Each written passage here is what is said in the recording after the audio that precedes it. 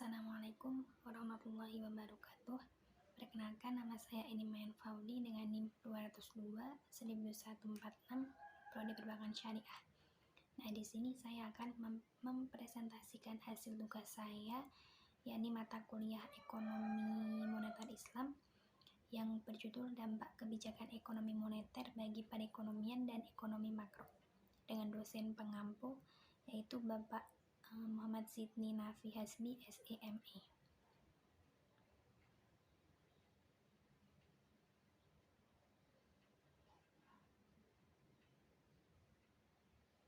Nah, sebelumnya saya akan menjelaskan tentang pengertian kebijakan itu sendiri.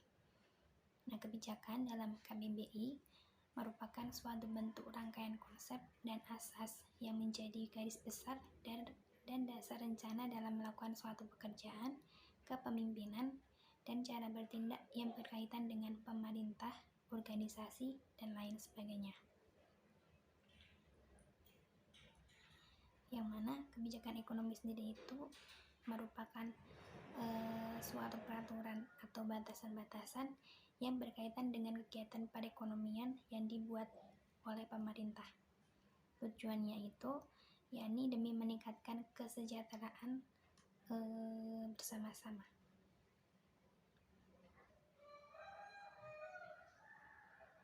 Nah, dalam kebijakan ekonomi itu terbagi menjadi dua. Yang pertama ada kebijakan ekonomi mikro, dan yang kedua ada kebijakan ekonomi makro. Kebijakan ekonomi mikro itu merupakan bentuk kebijakan pemerintah yang dibuat untuk seluruh perusahaan dengan berbagai jenis kegiatan dari seluruh perusahaan yang ada. Sedangkan kebijakan ekonomi makro itu adalah bentuk kegiatan ekonomi yang berhubungan dengan segala aspek kegiatan perekonomian pada tingkat nasional atau agregat. Nah, selain kebijakan ekonomi mikro dan makro, ada pula kebijakan ekonomi meso. Kebijakan ekonomi meso itu merupakan bentuk kebijakan ekonomi yang diperuntukkan hanya di wilayah dan sektor tertentu saja. Selanjutnya ada pula pengertian dari kebijakan makro. Kebijakan makro itu merupakan kebijakan pemerintah dalam semua aspek perekonomian di tingkat nasional. Nah, dalam kebijakan makro ini terdapat dua kebijakan. Yang pertama kebijakan moneter dan yang kedua ada kebijakan fiskal, yang mana kebijakan itu memiliki ciri-ciri, jenis, dan tujuan tersendiri, tetapi saling berketerkaitan satu sama lain dalam menguatkan perekonomian Indonesia. Lalu apa sih kebijakan moneter itu? Kebijakan moneter itu ialah merupakan suatu bentuk pengendalian dan pengarahan dalam kegiatan perekonomian makro ke kondisi atau situasi yang lebih baik dengan cara mengatur jumlah uang yang beredar. Nah, dengan kebijakan moneter ini, pemerintah bisa mengatur dengan cara mempertahankan, menambah, dan bahkan mengurangi jumlah uang yang beredar, yang mana itu demi pengendalian dan tak lain untuk mempertahankan kegiatan perekonomian, baik itu dalam keadaan inflasi. Lalu kebijakan moneter itu ialah bentuk tindakan yang dilakukan oleh otoritas moneter atau bank sentral demi pengaruh jumlah uang yang beredar dan juga kredit pada gilirannya yang berpengaruh pada kegiatan perekonomian masyarakat. Nah, tujuannya di sini itu demi menstabilkan perekonomian yang bisa diukur dengan kesempatan kerja, kestabilan harga, dan juga neraca pembayaran internasional yang baik dan seimbang.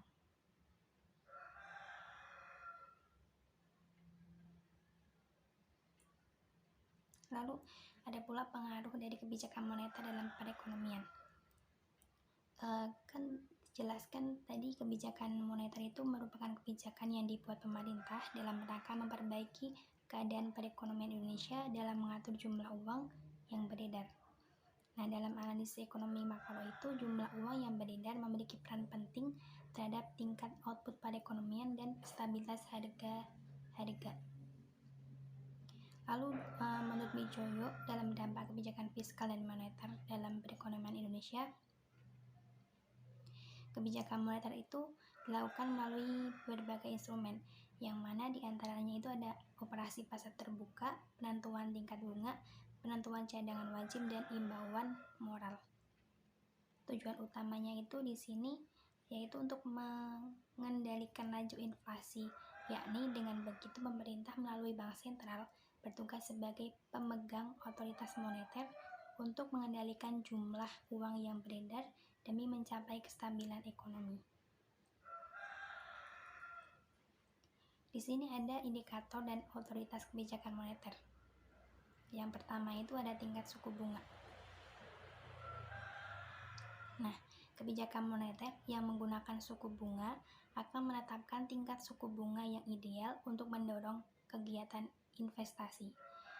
Di sini jika suku bunga meningkat hingga melampaui batas angka, Bank Sentral akan segera melakukan ekspansi moneter. Hal itu dilakukan agar bunga turun sampai pada tingkat yang ditetapkan tersebut. Begitu pula sebaliknya. Yang kedua, ada uang beredar. Kebijakan moneter yang menggunakan uang beredar sebagai sasaran menengah memiliki dampak positif, yakni berupa tingkat harga yang stabil. Nah, di sini jika ada suatu gejolak dalam jumlah besaran moneter, yaitu melebihi atau kurang dari jumlah yang ditetapkan, Bank Sentral akan melakukan kontraksi atau ekspansi moneter sedemikian rupa. Dengan demikian, besaran moneter akan tetap pada suatu jumlah yang ditetapkan. Ada dampak kebijakan moneter dalam perekonomian. Yang pertama, yaitu stabilitas ekonomi menjadi terjaga. Karena di sini kebijakan moneter itu dapat menjaga kestabilan ekonomi. Hal itu ditujukan melalui upaya dalam mengatur jumlah uang yang beredar secara seimbang dengan jumlah barang dan jasa. Jika jumlah uang yang melebihi atau lebih sedikit dari jumlah barang dan jasa yang beredar, perekonomian akan terganggu, bahkan dapat pula mengakibatkan terjadinya inflasi atau deflasi. Dampak yang kedua yaitu menjaga stabilitas harga. Ada pengaruh kebijakan moneter dalam perekonomian selanjutnya, yaitu mampu menjaga stabilitas harga barang maupun jasa. Hal tersebut bisa dilihat saat harga terlalu tinggi, sehingga pemerintah akan mengurangi jumlah uang yang beredar di masyarakat. Begitu pula sebaliknya. Dampak yang ketiga yaitu membuka kesempatan kerja.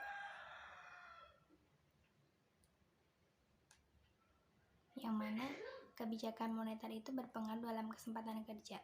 Jika perekonomian stabil, maka akan mendorong dunia usaha untuk melakukan investasi baru. Hasilnya tercipta lapangan pekerjaan dan kebutuhan tenaga kerja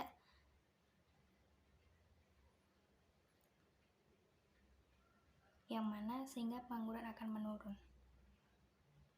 Yang keempat itu ada memperbaiki posisi neraca perdagangan dan neraca pembayaran.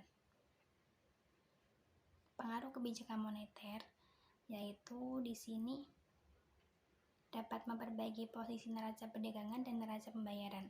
Hal itu dapat tercermin dari salah satu bentuk kebijakan moneter, yakni menjalankan kebijakan devaluasi atau negari terhadap mata uang asing.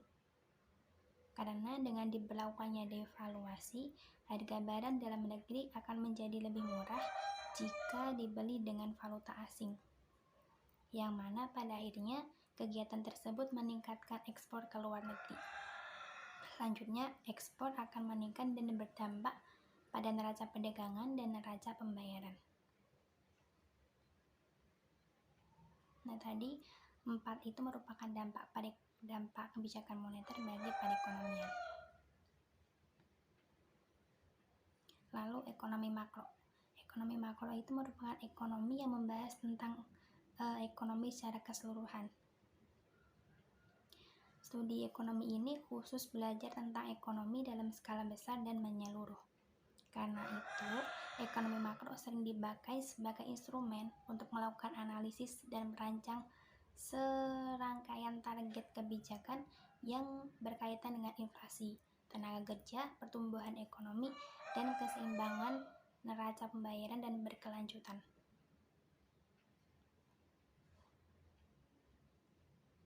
Adapun tujuan dan pengaruh dari kebijakan ekonomi makro. Yang pertama itu tujuan ekonomi makro di Indonesia. Yang pertama, menambah pendapatan nasional. Dengan mengetahui berapa jumlah pendapatan nasional Indonesia, maka dapat mengukur pertumbuhan ekonomi dengan jelas. Kebijakan ekonomi yang diambil pun bisa lebih efektif dan efisien. Yang kedua, menambah kapasitas produksi. Bertambahnya kemampuan produksi nasional akan mampu meningkatkan pembangunan ekonomi Indonesia. Cara untuk menambah kapasitas produk tersebut yaitu salah satunya adalah dengan memperbaiki situasi untuk investasi. Dengan demikian, investasi yang masuk dapat memengaruhi produksi nasional. Tujuan yang ketiga yaitu membuka lapangan kerja. Adanya peluang kerja karena meningkatkan produktivitasnya nasional pada gilirannya akan mampu meningkatkan kapasitas produksi. Disinilah peran kebijakan ekonomi makro di Indonesia, yaitu untuk menarik para investor agar mau menanamkan modalnya. Dengan demikian, lapangan kerja baru pun tercipta. Yang keempat, mengendalikan laju inflasi. Karena diketahui penyebab inflasi itu sendiri yaitu terlalu besarnya permintaan terhadap suatu komoditas, yang mana akibatnya adalah harga komoditas tersebut menjadi terlambung tinggi. Nah, dengan ekonomi makro ini, Indonesia mampu melakukan kebijakan cash ratio, publik pasar terbuka, dan politik diskonto, yang mana tujuannya itu satu, yaitu memberhentikan laju inflasi di dalam negeri. Tujuan yang kelima itu yaitu mewujudkan kestabilan ekonomi. Analisa ekonomi makro di Indonesia itu dapat dipergunakan untuk menjaga stabilitas ekonomi negara. Nah, kondisi yang stabil ini penting. Mengapa? Karena para pelaku ekonomi di luar negeri dapat percaya kepada Indonesia, sehingga nantinya mereka mau melakukan investasi di negeri ini. Kestabilan ekonomi di Indonesia ini dapat tercapai jika dua variabel ekonomi makro berjalan seimbang. Kedua variabel itu meliputi neraca pembayaran dan tingkat permintaan persediaan barang. Tujuan keenam yaitu membuat neraca pembayaran luar negeri berada pada posisi seimbang.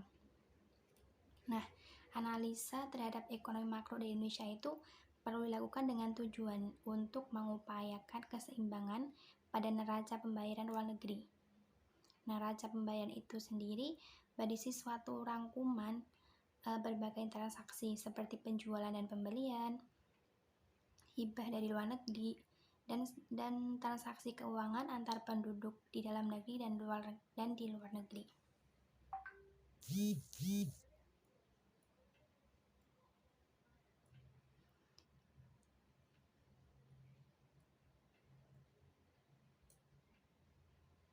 Nah, mungkin cukup tadi beberapa pengertian kebijakan ekonomi dan ekonomi makro, lalu kebijakan moneter, serta dampak dari kebijakan moneter bagi perekonomian dan ekonomi makro.